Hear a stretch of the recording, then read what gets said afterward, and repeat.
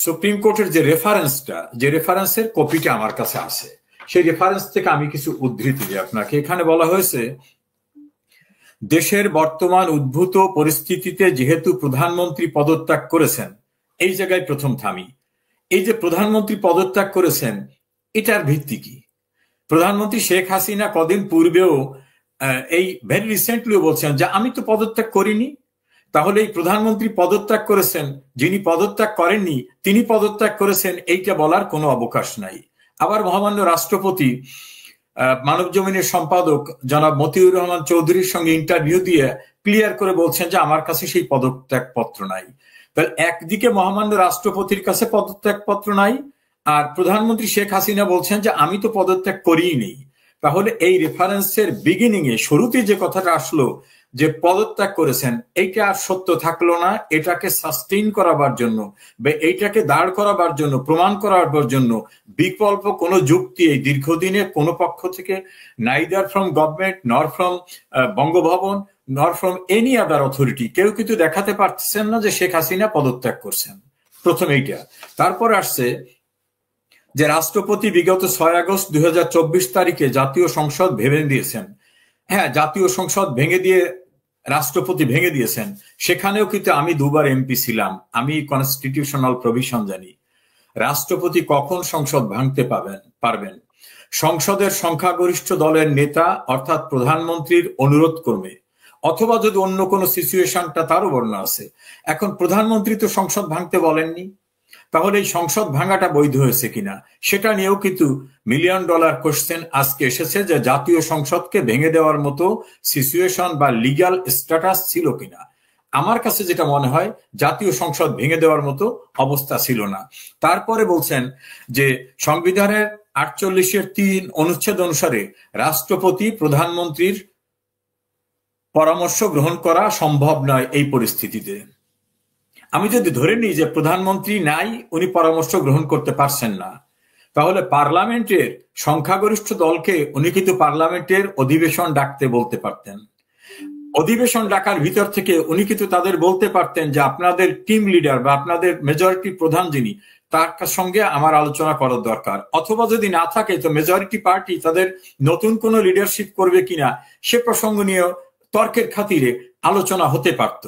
কাজী উনি কিন্তু সেখানে সেই স্টেপসটা ওনাকে নিতে দেওয়া হয়নি বা উনি নিতে পারেননি।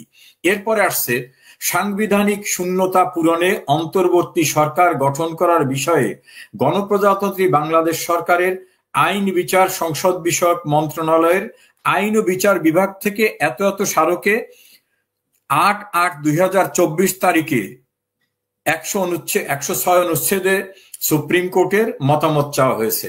এইটা আপনি আইন অঙ্গনের রিপোর্টিং করতেন, ভেরি ভেরি ইম্পর্ট্যান্ট। আইন মন্ত্রণালয় থেকে এই প্রস্তাবটা আসলো, কে পাঠালো? তখন তো কোন আইনমন্ত্রী ছিলেন না, তাহলে কে পাঠালো? আমাদের warrant of precedence rules of business অনুযায়ী মন্ত্রণালয়ের প্রধান হচ্ছেন মন্ত্রী, আগে ছিল না। এখন আইন হচ্ছে মন্ত্রণালয়ের প্রধান হচ্ছেন মন্ত্রী। তো যখন মন্ত্রী নাই তখন এই মন্ত্রণালয় থেকে এই যে সুপ্রিম কোর্টের চিঠিটা, এই চিঠিটা কে পাঠালো? হু? তার কোনো লিগ্যাল অথরিটি ছিল কিনা? আমি বলবো তার কোনো লিগ্যাল অথরিটি ছিল না, কারণ ওই মন্ত্রণালয় তখন শূন্য ছিল। এখন আমি যদি ধরে নিই যে রাষ্ট্রপতি সরকারের দায়িত্বে আছেন, তাহলে রাষ্ট্রপতি পাঠাবেন। তাহলে আইন মন্ত্রণালয়ের মাধ্যমে না এসে, আইন মন্ত্রণালয় যেহেতু মন্ত্রী নাই, অনেকেই তো প্রসঙ্গ তুলছে যে তাহলে তো রাষ্ট্রপতির বঙ্গভবন থেকে এটা আসতে পারতো, কারণ ওই মন্ত্রণালয়ের সমস্ত অথরিটি তো ওই সময় রাষ্ট্রপতি, যেহেতু দেশে সরকার নাই, সরকার না থাকলে তো রাষ্ট্রের প্রধান যিনি তার অধীনে সবকিছু। কাজী তিনি কি পাঠিয়েছেন না আইন মন্ত্রণালয় পাঠিয়েছে? এই জায়গায়ও কিন্তু আইনের শুদ্ধ অবস্থানটা হয়নি। নেক্সট আসেন, লাস্টে এসে বলছে যে অ্যাটর্নি জেনারেল আসাদুজ্জামানের বক্তব্য শোনা হলো। এখন অ্যাটর্নি জেনারেল আসাদুজ্জামান নিয়োগ পেয়েছেন 8 তারিখে, আর বাংলাদেশের সংবিধান অনুযায়ী প্রধান বিচারপতি নিয়োগ ছাড়া আর কোন স্থানে মেজরিটি পার্টির প্রধানের ডিসিশন ছাড়া, কনসালটেশন ছাড়া কোনো নিয়োগের প্রভিশন নাই। এখন খুব সঙ্গত কারণে প্রশ্ন, অ্যাটর্নি জেনারেল কার অ্যাডভাইজে বা কার কনসালটেশনে, কার রিকমেন্ডেশনে রাষ্ট্রপতি অ্যাটর্নি জেনারেল নিয়োগ করলেন? প্রশ্ন উঠেছে যে তাহলে অ্যাটর্নি জেনারেল নিয়োগের ক্ষেত্রে যে প্রভিশনটা রাখতে হবে যে রাষ্ট্রপতি শুধু এই কাজটার বাইরে আর সবটাই করতে হবে নির্বাহী বিভাগের প্রধানের পরামর্শে, তাহলে সেই মুহূর্তে যদি প্রধানমন্ত্রী অ্যাবসেন্ট থাকেন তাহলে এই অ্যাটর্নি জেনারেল নিয়োগের জন্য এই প্রস্তাবটা কে দিয়েছে?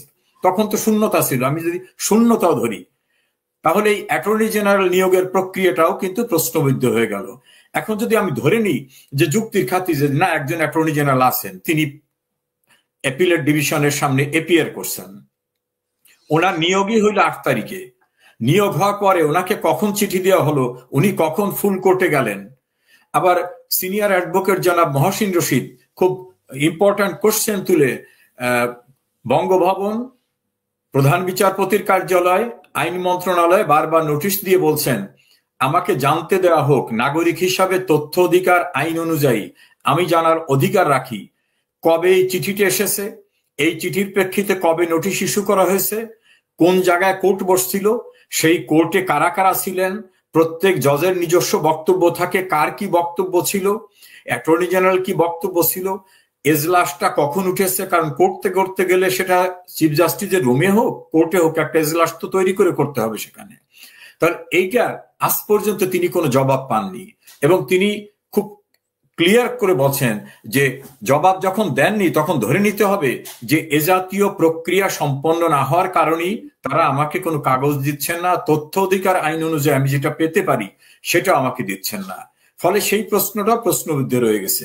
নেক্সট ইম্পর্টেন্ট পার্টটা হলো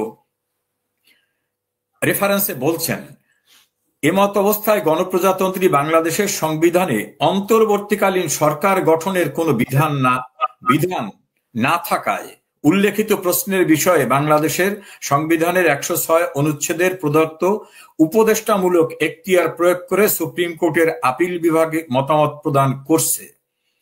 এখন আপিল বিভাগ কিন্তু কনস্টিটিউশনের ঊর্ধ্বে না, কেউই কিন্তু কনস্টিটিউশনের ঊর্ধ্বে না। কনস্টিটিউশনে যে প্রভিশন নাই, উনি কিভাবে উপদেশ দিয়ে বলেন যেটা সংবিধানে নাই সেটা গঠন করো? এখন যদি অ্যাপিলেট ডিভিশন অর্থাৎ ফুল কোর্ট যদি এই ডিসিশন দিয়ে থাকে তাহলে এই ডিসিশন কিন্তু লিগাল হলো? প্রশ্ন হবে না, কারণ সংবিধানে ওনরাই বলতেছেন সংবিধানে যে বিধান নাই। তো সংবিধানে বিধান নাই সেরকম ভাবে একটা সরকার গঠন করার এখতিয়ার দিয়েছেন কিনা। কিন্তু এখানে বাড়ি ভাই আপনি দীর্ঘদিন ল রিপোর্টিং করছেন, সুপ্রিম কোর্টের এই রেফারেন্সে একটা ভেরি ভেরি ইম্পর্টেন্ট শব্দ আছে, অন্তর্বর্তীকালীন ব্যবস্থা হিসাবে প্রধান উপদেষ্টা ও অন্যান্য উপদেষ্টা নিয়োগ করতে পারবেন। ওনারা কিন্তু কোথাও বলেনি যে অন্তর্বর্তীকালীন সরকার গঠন করতে পারেন, বলছেন অন্তর্বর্তীকালীন ব্যবস্থা হিসাবে প্রধান উপদেষ্টা অন্যান্য উপদেষ্টা নিয়োগ করতে পারবেন।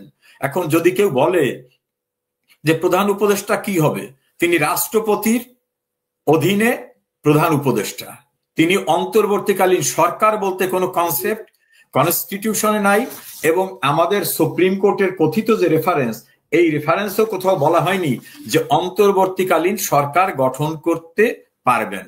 সরকারের শব্দটাও বলে নাই, বলছে যেহেতু এই প্রভিশনই নাই কাজে উনি অন্তর্বর্তীকালীন ব্যবস্থা হিসেবে প্রধান উপদেষ্টা নিয়োগ করতে পারবেন।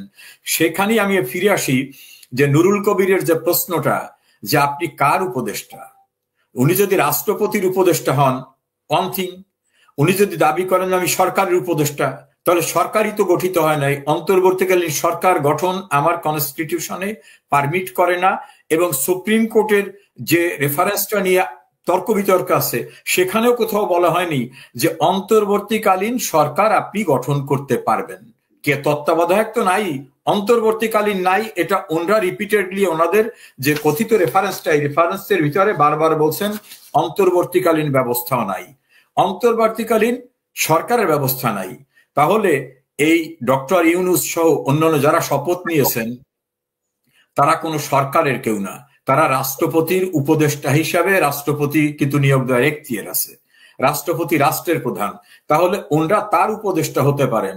তাহলে তার উপদেষ্টা হলে রাষ্ট্রের এক্সিকিউটিভ অথরিটিকে, সেই আঙ্গিকে যদি বলি তাহলে রাষ্ট্রের এক্সিকিউটিভ অথরিটি মহামান্য রাষ্ট্রপতি, কারণ তার অধীনে ওনরা উপদেষ্টা। এই বিষয়গুলো আমাকে অনেকে জিজ্ঞাসা করেছেন, আমি সেখানে এই লিগ্যাল স্ট্যাটাসটাকে ব্যাখ্যা করেছি। ফলে রাষ্ট্রপতি যদি কোনো সিদ্ধান্ত না দেন, তাহলে সেই ক্ষেত্রে তার অ্যাডভাইজার হিসাবে অন্যরা এক্সিকিউটিভ পাওয়ার এক্সারসাইজ করতে পারেন না।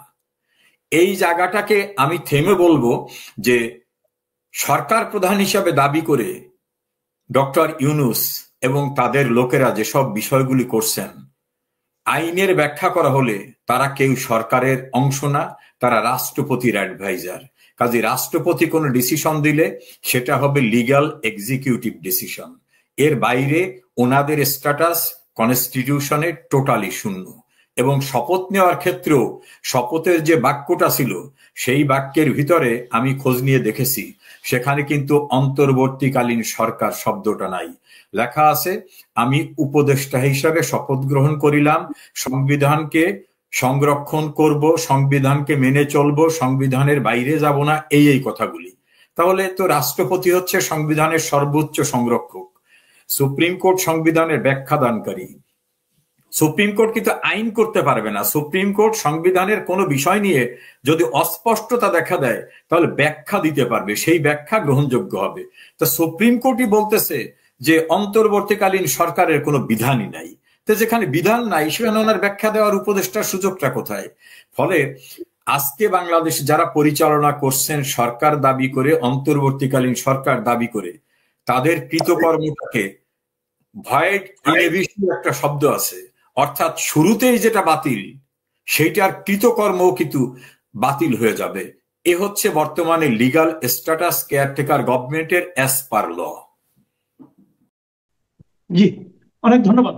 প্রিয় দর্শক, আপনারা শুনলেন বিভিন্ন বিষয়ে মন্তব্য ও বিশ্লেষণ। আপনাদের কেমন লাগলো লিখে জানাবেন। ভালো থাকবেন আপনারা। আগামীতে আবার কথা হবে। আল্লাহ হাফেজ।